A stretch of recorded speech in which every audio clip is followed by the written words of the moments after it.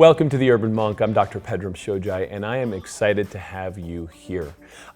You might know me from well.org. You might know me from the Health Bridge podcast. The reason we're in this new neighborhood is because I want to have a place where I can hang out, where I can cuss, where I can bring on more colorful people and talk about things that really start breaking off into the personal development, spiritual, and conscious capital realms. So I am still the host of the Health Bridge. It's a wonderful show if you've been following it. We've had some of the best people in the world on as guests. And now what I'm doing is just having two separate shows so that can stay health and wellness, and then I can come over here and play in more of the personal development space. And so we're going to mark it as explicit, not because we're dropping F-bombs all over the place, but just so that our guests can have the freedom, and every once in a while I can have the freedom to drop one of those words and talk the way normal people talk, right? And just have some fun with it. So welcome to the show. I highly recommend you check out the first few. We're just getting started, so I need your feedback. I need to know how this is serving you. I need to know how I can really stoke the good stuff, get the stuff out of our guests where they're not on stage and they're just allowed to be human. That's what I want from this show. So I'm hoping that you and I can do this together and kind of drive that level of conversation. So today, first show, I'm going to start with my good buddy David Wolfe. He's the raw food guru, and he's been all over TV. He's a famous guy because he's awesome. He's really fun and he's dynamic. And we started following the breadcrumbs, like looking at why we're sick. And we realized that the environments that we live in are 90% of our exposure. And so what's in the carpet, what's on the floor, what can we do to protect ourselves from this? Really, really great content, really cool tips that David shares. I think we had a fun time, and I'd love to hear what you think of the show on the other side. So theurbanmonk.com, that's this new neighborhood, and I look forward to doing this show. Already got a few in the can that I'm really happy about, so let me know what you think, and welcome to the Urban Monk. Welcome to the Urban Monk. This is Dr. Pedram Shojai. I am in studio with my good friend David Wolfe. David, welcome. Thank you. Great to be here. Great to see you. Thank you. So you're a health guy, and we've been talking a lot about what contributes to health and what the problems are in the modern world. And we've had a very interesting series of conversations which have led us really kind of in a different direction, because you can't look at health without looking at the space that you're in anymore. And we started trying to eat right, and then realizing the chemicals in our world are toxic. And you start looking at the walls, and there's mold, and there's all sorts of funky stuff that we got to watch out for here. So how did you end up in this conversation in the first place? I know that you've been in the health world for a long time. You're a very known face on TV, but now we're talking about homes and buildings and commercial stuff. How do we end up here? I think it started for me with indoor air pollution. I started looking up VOCs and how many VOCs were showing up in buildings, and it was 100% on 30 chemicals in the atmosphere inside commercial buildings. That really woke me up. It was 100% of buildings were contaminated with 30 chemicals in the atmosphere, which means that everybody who's working in that environment is breathing that environment. And then the other factor was black mold. We hear so much about black mold, and I've had so many friends just even yesterday texting me, emailing me, I've got black mold contamination in my house, I've had problems with my lungs, I've been dizzy, I've had headaches, what do I do? This is a bigger problem than I think we realize, because a lot of our homes are aging, a lot of the buildings, especially commercial buildings, are aging. So what we're doing is we're linking up that entire building life cycle as part of the solution. It's tough to look at it because we want to have externalities and everything, right? That's the way our economy works, is okay, well, I do this, and the air pollution I set off, that's society's problem, right? And that's what has happened with capitalism, and it's led us to all these places where it's fine to dump mercury in the oceans and do all this nasty stuff. And now when we start, us health people start looking at what's happening with the dis-ease or the distressed state of people in our world, it's well, where are you spending your time? Inside these buildings, turns out there's more exposure to chemicals because you're locked in this box all day than anything you're doing outside. That's right. It's the internal air pollution. It's also just what's volatilizing off of the carpets, the formaldehyde in carpets. These are things that we didn't really think of. And it comes from an age when we were in a more linear way of thinking. You know, the book age. You start at A and you go to Z. Today we're more in a computer age. It's more of a biofeedback time. You know, that's the Marshall McLuhan theory, which is in the biofeedback age, we have to pay attention to every step of the life cycle. So for example, the building, we've got to connect the developer to the demolition, right? The beginning of the building and the end, and they have to be connected all the way through. And that's what we're working on right now is making sure that there's a connection all the way through the life cycle of a building so that the developer is connected to the person who's going to run the building and own the building, and the people are going to live in that building or work in that building, and then what's going to happen when it's all taken apart. And that's something that the average resident never even thinks about, right? It's like, I'm going to go get a home, and this is just where I come home and watch TV and go back to work the next day. And then you realize that the enemy's behind the gates. It's we call them sick buildings. And you really can detect it once you start to look into this. You can really see that some homes are really well constructed and some homes are not. And it's a new era. It's a new time to look at your home, your work environment with that outlook for a healthy environment. And we can do it healthy. We can do it actually the healthiest buildings ever.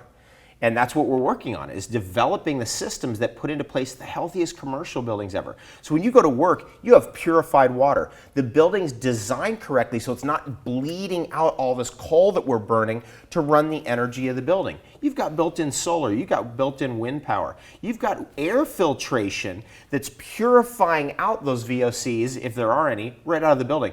You don't have any of those carpets, those formaldehyde carpets in that building. And that list goes on and on and on. And that's the commercial building of the future, the workspace of the future. And then, of course, we work on our home space. What's going on with our homes? How can we make them better? How can we get that airflow to happen better? It's interesting, that research on airflow. If we're allowing the outside air to come into the building, not only do we get the healthy air, we also get the healthy bacteria also. That's interesting. From the dust that's particleized, it's in the air. I had a home inspection guy come on a show that we did, and he talked about my house, because I'm in this locked down brand new house, right? And he said, well, you're running your AC, right? I said, no. I like fresh air. And he said to me, the way your house is designed is it creates a negative pressure where you need to run your AC all the time in order to circulate stuff out. And I said, but I don't want to run my AC. And so there's ways we have to rig it so that the windows did this. But the moral of the story is those carpets are nasty.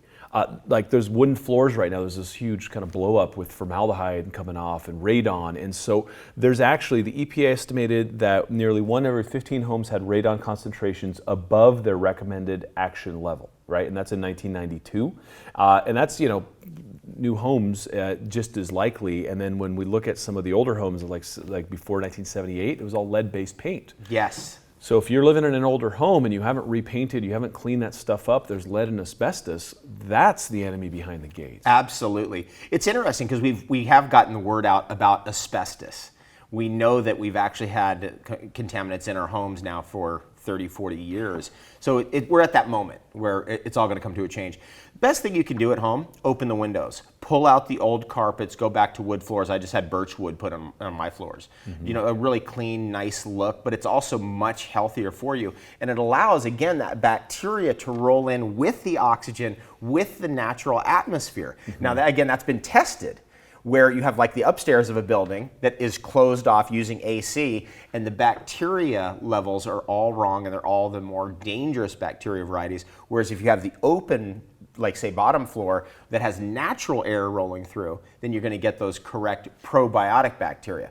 And that's one of the things that's so interesting, because as we've gotten deeper into this conversation about nutrition, we've also gotten deeper into the microbiome that not only lives in us, but also on us, on our skin, on our tables, on our floors. And we're finding out that if those are healthy bacteria, we're in a healthy home. In the old days, inside and outside weren't so separate, right? The barn doors swing and the windows are, the wind's blowing through the windows, and you spend most of your time outside. Now, the average American spends 90% of their time inside, right? And then the concentration of all the nasty stuff is increased. So ventilation seems like to be, step number one. But then what do you got to look for? I mean, what do you look for in a house that is just like a smoking gun in terms of toxicity? You've got to look for, when I talk to people about their homes, you got to make sure your home is high and dry, which means that your house is actually drying out. So sometimes you'll see sprinkler systems in the corner of someone's house. Every single day they turn on, and you can see the mold. You can see the mold that's developing on the outside of the house, and you know what's going to be developing on the inside of the house. So when you have a wet condition consistently inside a house, you can have trouble. Or you have a drip inside the house that's dripping onto a wall, you can have the development of harmful molds like black mold. So you've got to look inside your closets. You've got to look very closely inside your bathrooms and your restrooms and see if there's any sign of mold. And if there is, you need to have the plumbing done so there's no drips left over. I've been through all this myself. And then that's number one, is you got to make sure there's no black mold in the house or wet spots that are consistent. Number two is you've got to get the trees and everything, you got to actually push them away from the house, because the more shade that you develop over your house, the more likely you're going to have a mold problem. So it's the shade and the water. The sunshine and the dryness is going to actually give more lifespan to your home. Another thing is carpets. We got to pull those carpets out. They harbor the bacteria, the dust mites, the hair from all your pets and animals, and just pulling those carpets out and going back to a clean wood. That's another thing I really recommend, and also allows that fresh air to roll in a little easier. Other things that I look at is what kind of chemicals are in your cabinet. What are you cleaning your house with? That's usually, when somebody has like a cancer diagnosis, that's usually my first recommendation. Get every single chemical out of that house you do not understand or cannot read. So we simplify that. We go back to vinegar, lemon juice, and the basics: hydrogen peroxide, colloidal silver, and that's what I clean my house with. Little Dr. Bronner soap, and we're all good. And so those are some of the basics. Other things is get the windows open. Get those windows open. We went through, in my house, a thing that I've noticed is nylon screens. They have a little bit of a static charge because it's basically a plastic, and that doesn't allow the ions to get through, actually. So nylon screening might be necessary to keep the mosquitoes out, and it also keeps out some of the really important negatively charged ions. That's interesting. Do you have an ion generator inside the house, or do you just figure out a way to just have an open door? I open the doors, yeah. I've done ion generators and ozone generators and I have great experience with them. And I've found over the years that it's just better to get just that fresh air in. So I just open everything up. From the days of algebra and mathematics, you have to open at least 2 windows in your room to have proper airflow. Because as soon as you get into 2 or 3 variables, 2 or 3 windows, or 2 windows and a door, you start getting more interesting flows. Like it's mathematical actually. But if you have 1 window open, it's not going to allow that air exchange to occur. It's got to breathe, and by default, it's got to have a flow somewhere through the house. Exactly. Yeah. Yeah. Now, what about the office? Because I have a lot more control at my house, but you go into some office, say you're like on the 9th floor, and the AC's running, and you might have had a fight with HR about turning the thermostat up and down. That's pretty much all the control you think you have. What can people do there? One of the things that I really recommend strongly, and this is also in the home environment as well, is when you're in an office, you might be up against a very high amount of voltage in the wall. There's a lot of electricity going through most office buildings, and it could be right next to you in the wall. It could be right there at your feet at the plugs. Anywhere where you see plugs coming out of the wall, you have anywhere, if you're near there, you're getting hit by 1 or 2 volts. That's a lot. So I recommend grounding technology. And actually what we're working on in the future is developing buildings that are grounded. So when you're, like, for example, touching your feet to the floor or just touching your desk, it's actually grounded, which means that the Earth's energy has been pulled to your desk or to the floor. What does that look like? We see 3 prongs to every plug. That third bottom prong is not actually electrical, it's actually the ground, and it's used to control electrical fires. So that if there's a spark in the wall, at least it grounds out. And that's why since 1970 in America, it's been building code. You have to actually have grounded plugs. We can use that to our advantage because we can take that grounded plug and plug into it with a wire and bring it to a pad that's conductive, that pulls the Earth's energy to that conductive pad and pushes the EMF off of us. So that's what happens when, for example, if you're just standing on the ground, on the earth, barefoot, EMF fields are pushed away from you. And I'm talking about artificial EMF fields. EMF fields created by wires in the ground or in the walls. Those actually, again, can hit you with 1 or 2 volts, even if you're near it. You don't even have to touch it. If you're on a computer, like let's say on your computer here, if that computer's plugged into a wall and you're touching that computer, you could be hit by 9 to 12 volts of electricity consistently. And that to me is the cause of carpal tunnel syndrome and other problems that start to develop because of frying all the nerves and tissue that's connected to your computer, connected to you. That's really the number one cause, is we've got to be electrically protected. Interesting. This is a topic that's been blossoming over the last decade. You know, it first started with people who live next to power lines, and all of a sudden they're like, I don't feel well. Yeah, right. And then, you know, the problem is, you know, then they started doing this research saying, it's fine, right? But then thousands and thousands of people, and then hundreds of thousands of people start saying, no, this is a thing, like there's something happening here, and I just don't feel well in electromagnetic fields. And so the research is all over the place on this, but I know people, I've had thousands of patients come in and say, look, it just bothers me. Yep. Right? And we tested against placebo, so there's something there that we don't understand yet physiologically. And if you look at the way cells conduct and the way nerves conduct and bones build, I mean, everything's based on electrical gradients. So now we're in this electrical soup trying to figure out why the hell we don't feel well. That's right. One of the things that's come up in my research, and it's just like food, and that is we're different. So some people are susceptible to certain ranges of electromagnetic fields. And some people are more sensitive to what's in the wall. Some people are really sensitive to cell phones. Some people are really sensitive to cordless phones in the house. Some people are really sensitive to certain types of light bulbs, you know, especially, you know, the mercury lights.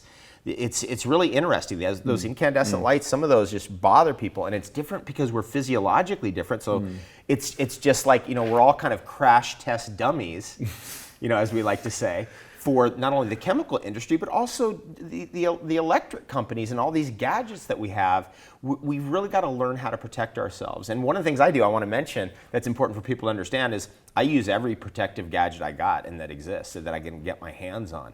So I'll use grounding technology. I'll put gems and crystals and emeralds and anything I can put in between me and the computers just to help alleviate some of those fields. And a lot of that is the body has electromagnetic charge. The body can re-trigger the flow of our own field. And 80% of that is generated by using the legs. And, you know, we're in these offices sitting around all day, shutting off that flow, and now all of a sudden we're wondering why we're getting tired, lazy, fat, and sick, and just getting bombed by EMFs and radon and all this other kind of stuff. So getting out and moving obviously is gold standard. I mean, you know, like last time I was with you, we were foraging through the woods somewhere. That's right, yeah, exactly. And that's life. Right, but if I'm sitting here listening to this in my office building going, damn, you know, those guys are talking about, you know, this idealistic thing, how do I clean up right here? Okay, so we're shielding from EMFs. What about air quality? What about noise quality? What about light? Like, can you, I know we've done some of this with our corporate clients, is change out to full spectrum light bulbs. Yep. In the air at the office, can we put in certain filters? Like what can I do at my office to protect myself? I really like HEPA filters. Again, I've been through the ionizers, the ozonators. The reason why I ended up with HEPA filters is because I finally discovered that it stops mold completely. And I was wondering, a HEPA filter is just filtering out the air. It's not ionizing anything. It's not electrifying the mold like ozone would. And I thought, geez, this thing is controlling mold. I could smell it in my towels. You know, you get out of a shower and you put your towel up, and then 2 days later it smells like mold, or you can smell the mildew in it. Shut that completely down. I thought, geez, this is interesting. So then I started looking into it. In order for mold to grow, or any kind of indoor air pollutant to contaminate the environment, it has to have a certain amount of ability to move around the air. If you're constantly sucking that through a HEPA filter, it ain't going nowhere. It's going to get caught up in the HEPA filter. So you're going to filter the mold into the HEPA filter, and it can't actually go from one wall to the other or even get to you. So for example, let's say you have black mold in your house. It's got to get to you to hurt you, which means it's in the wall. It has to travel through the air to you to hurt you. If you have a HEPA filter, it will completely catch all of those microbes, all those spores, so it can't even get to you. That really changed everything in my own living environment. It was really, I tried everything, and I finally landed there. I want to put a quick caveat out there and say a lot of the people who use HEPA filters will take one HEPA filter that's good for, say, like 1,500 square feet and try to use it for like a 3,000 square foot house. Right, or a whole building, like an office building. Yeah. And so HEPA filters are awesome. Make sure that you have enough of them deployed to get the job done. And it's money. I mean, it really does change the game. We use one in each room, and then we change the filters out. Especially if it's an environment that's had a lot of mold in it, because it's going to pick up all that mold and suck it up into the filtration unit, and then you got to change that filter out after 3 to 6 months. So that's just something I've found that has been very helpful and effective. Another thing is just in your environment. Let's say you have plants. I have a lot of plants in my working environment and in my office environment. That really helps out. For example, aloe vera is one of the most incredible indoor plants. It's in the top 3. And then we can actually use it too. You know, we use it as somebody gets a cut or they have a burn or something. We can put that aloe vera right on there. So even though it's an indoor plant, it can actually be used medicinally in 2 ways, topically or internally, and it can be used as an air filtration. That's a big one right now because indoor plantscaping is not only is it good for sucking VOCs and having like a sink for, and when we say VOC, sorry, it's volatile organic compounds. It's the nasty stuff that comes off the synthetic stuff that we produce so that we can have cheap carpet everywhere so we don't have to kill sheep and lay them all out, right? But we end up killing sheep for other reasons, sadly. And so there's lists of this stuff, and I'm gonna share that with you right now, but I just wanna see like what other plants, you love aloe because it's also medicinal. What else do you have in your house that you like for this? Okay, so dracaenas are really good. I'll tell you a big one is spider plants. Spider plants are excellent. And this is low maintenance kind of stuff. What else do we use? We use spiderwort, which is the spiderwort family, which is the wandering jewel. That's a great indoor plant. What I like about this is they clean the air and they purify the atmosphere and they're low maintenance. Right. See, that's key. If you're, for example, a dracaena plant, those are natural to the tropics, but they're in the understory and they don't get much light and really they don't get a whole lot of water. So they can survive drought conditions without a whole lot of light. Aloe vera can survive right next to a window without much water because it's a desert plant. And when you get to the spider plants, it's the same thing. It's an understory kind of plant from a real intense tropical jungle. And actually they don't need much water. And they do really well with low amounts of light, but they purify the atmosphere. Which is exactly what we want. Is like when we talk about the microbiota flowing through and the good bacteria helping keep us healthy. Now we have plants that we're enlisting to keep us healthy. And if you go back 1,000 years, we coexisted with these plants. We were out with the plants all the time. We were with the animals, we were with the bacteria all the time. Now we've insulated ourselves and it hurts. Here's a couple others, and this is one I think you'd appreciate, the Gerber daisy. It's beautiful and it does the job. Snake plant, golden pothos, which I've seen everywhere. We'll put up a link to this. Chrysanthemum, great flower. Great one there, yeah. Right, and then red-edged dracaena. And so these are all just, there's a bunch of them, but you can fill your house with stuff or your office with stuff that'll offset some of these VOCs. Absolutely. Yeah, it's really creating a happy living environment indoors and outdoors, so that the energy is able to flow from the outside, get those friendly bacteria in, get those ions in. Make sure you open those nylon screens, get your plants happy, get them in there. I have over in my workspace at home, I have over 100 plants in that room. That really makes a big difference because suddenly you're in more of like a greenhouse environment. And we all feel like really happy in a greenhouse, don't we? Especially if you're kind of working. I remember as a kid working and reading in a conservatory. So it was kind of one of those rooms that has a lot of windows, like a mini greenhouse on the side of my aunt's house. And it was my favorite place to read books, favorite place to work on stuff, favorite place to draw and coloring books and write.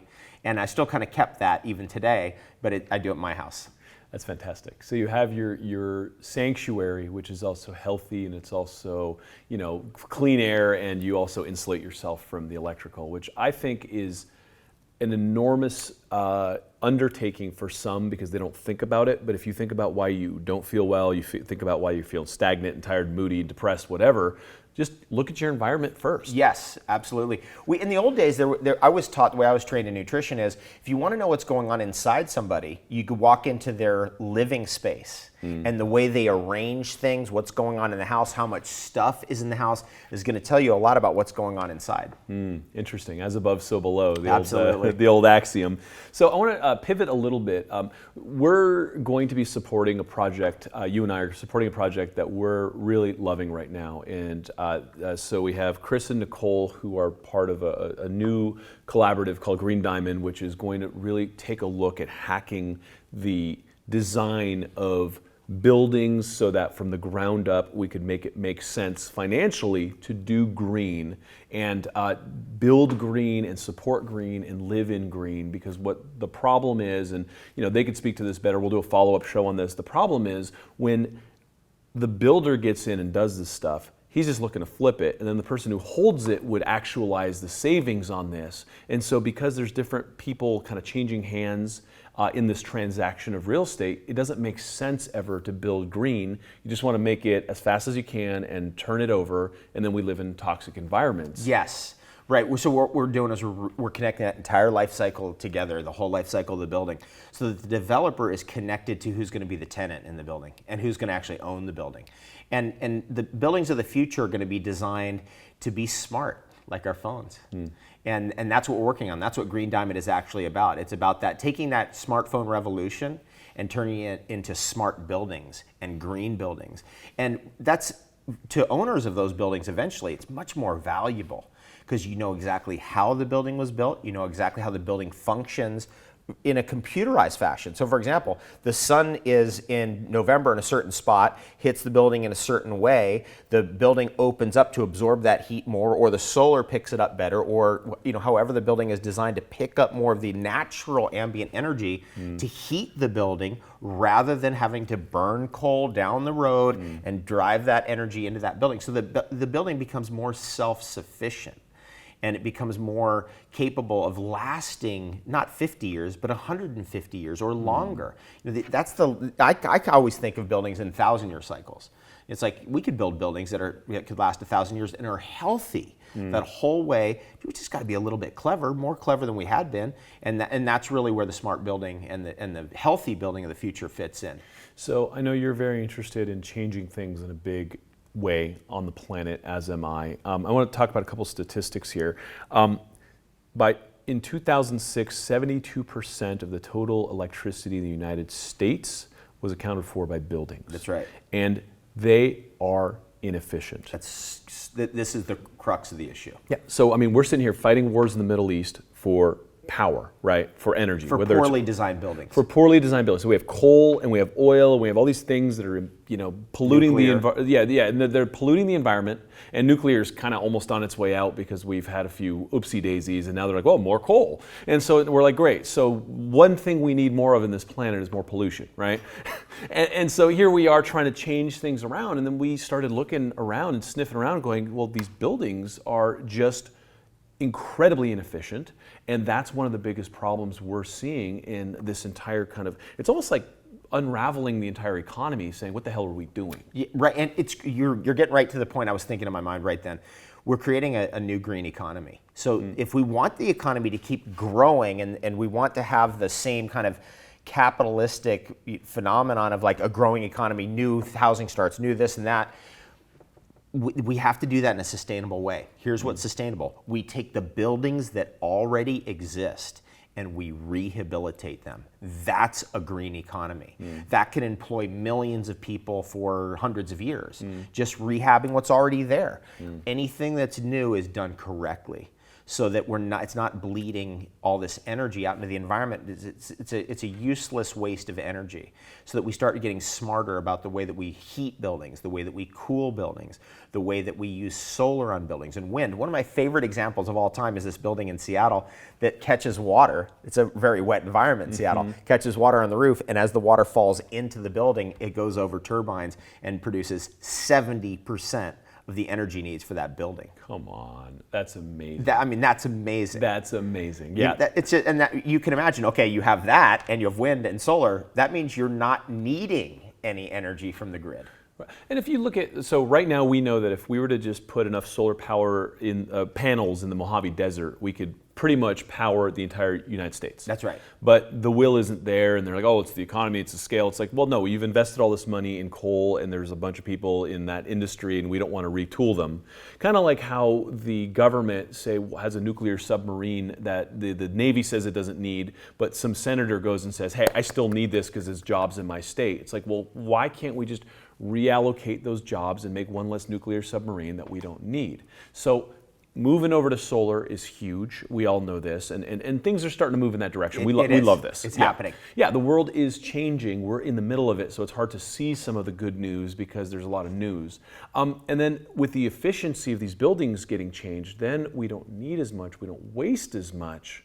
What does a world like that look like to you? Well, one of the things is when you get to work with your electric car, you plug into the building and recharge your car. So the building's running on water that's driving turbines as it's falling into the building, or solar or wind. So you're not actually being powered up by the grid, you're being powered up by free energy, which is wind or solar or any of the other water power. So that's one thing. Well, another thing is that the building is beautiful, that it inspires you. When you get to work, you're inspired. It creates a creative environment. That's very important to me, that wherever I'm working, like I have, a picture of JRR token right there next to me. Awesome. I've got, all my Native American stuff right around me. I've got all my plants right around me to stay in that suggestive environment that keeps me inspired and keeps ideas flowing. That's the building of the future, and that every space in there can be managed that way, so that you could, if you like plants, okay, we're gonna put those right in here. If you like more light, we can create more light in that space. Naturally, that comes in from outside instead of having to drive these incandescent bulbs or whatever other things going on in there to create light. We should, when we have a follow-up to this, really kind of spend some time on the history of this, because it seems to me that pre-World War II, the buildings were beautiful. They'd have this amazing crown molding, and they'd put a lot of effort into the art of the building. Then post-war, the Soviets start popping up these gray boxes, and we start popping up, we look at all the schools from that era, like the Beaver Cleaver era. They look like jails, and there's no functional thought that's gone into it. The aesthetic sucks, and this is kind of what we're waking up from right now, is the hangover of these buildings we've been living in, going, this is suffocating, this sucks. That's kind of why it happened, in my opinion. We got to these boxes because it was easy. We had a huge amount of energy available, and then now we realize they're inefficient. They are susceptible to mold. They're really the wrong shape. I mean, the square is not living inside a box is really not going to precipitate the best, most innovative thoughts ever. And that's one of the reasons why we go to different types of design and different shapes of design, and orienting the building so it's in the proper feng shui. Right? So it's in the flow of how things are moving in nature. If you have a river going next to your building and the sun's in a certain spot in a certain arc, you want to make sure that building corresponds to that so you can appreciate the beauty of the natural environment. For example, when you're out in the patio in front of the building, or you're picking up the solar energy correctly into the building. There's technology, window technology, that allows that solar energy to come through when you want it to come through. And then when you want to block it to keep things cool, you can change the setting and the window changes to block that solar energy to keep the building from heating up when you need to be cool in the summer. It's just all that. So I want to emphasize something. I'm going to go straight to you right here. This is happening now. Okay, we're not talking about some airy-fairy, hippy-dippy future thing. This is happening now. So I want to paint a picture of a world that we live in that is existing right now. That means we don't have to think that there's a price to pay for things that we do.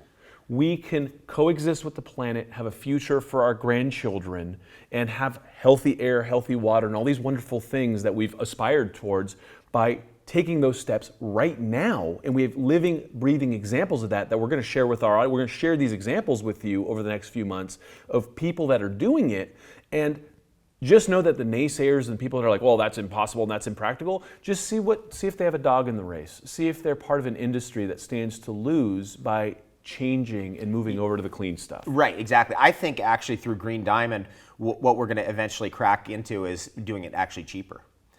Doing it the right way, with the right materials, with the right design, with the whole life cycle thought out, it's actually going to be less expensive than doing it the wrong way. And that's where we're going. And that's why electric cars are out now. That's why we have hybrid cars, because they realized we could actually do this at least at the same price or even cheaper than the way that had been done for 100 years. And they work just fine.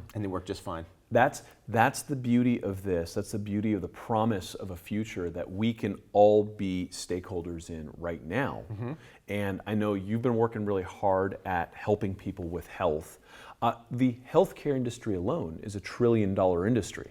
So as people get less sick, that $1 trillion annually starts to get reabsorbed and reinvested into organic farms and solar energy and all this kind of stuff. And productivity for the future, creating a new reality for the future. Yeah, why lose mom to cancer? Right. We've become so insulated in these boxes where we're just huffing paint and formaldehyde, and we're taking that for granted and wondering why we get sick.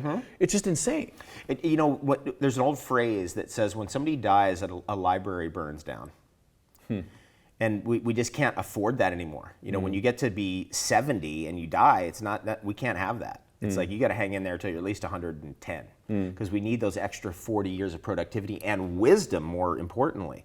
That requires a complete thinking about health from your building that you're living in, your home environment, the chemicals that are around you, the atmosphere you're breathing in, the plants that are around you, the things you're putting inside your body, the water quality you're drinking and bathing in. These are very critical factors for health in the future. So because we've gotten so far with organic food, now we're ready for those next steps. Those next pieces come in, and it's exciting because I'm starting to see that it's a wave is developing in green construction, in rehabilitating your home to make it green indoors.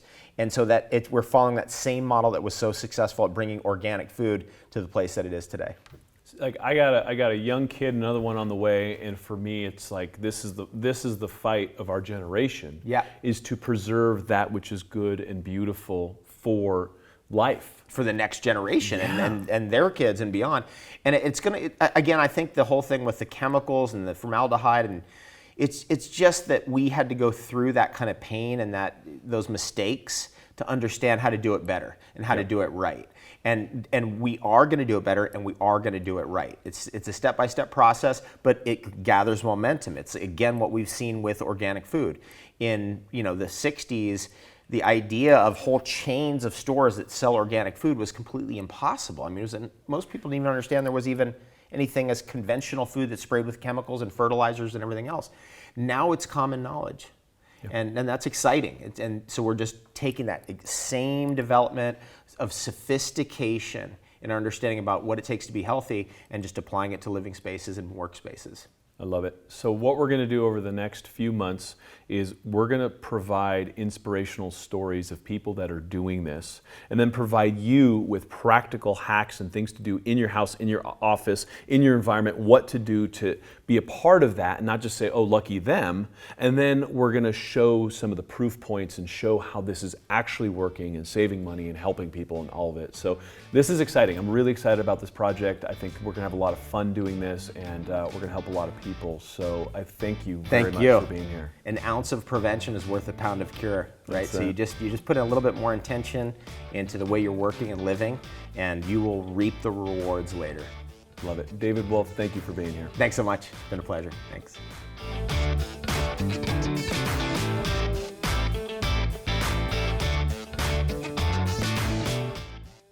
Hey, thanks so much for listening. I want to know what you think. Like I said, this is a fresh new experiment. We're having a good time. I'm having a good time. I hope you are.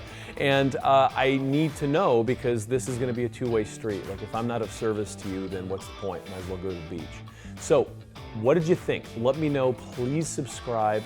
If you're listening in iTunes, please subscribe to the feed in iTunes and get in there and give me a comment, please. Good, bad, ugly, doesn't matter. Just let me know what you think. And then also YouTube, if you're watching it there, same thing. Give me a comment in the thread. Just let me know what you think. Let me know what you want more of, and what we could kind of punch up there. And again, it's theurbanmonk.com, and we're developing out all sorts of fun stuff that are going to go with this show. So there's a lot more to come, but I want to hear from you. Thank you for your time, and I hope you enjoyed this one.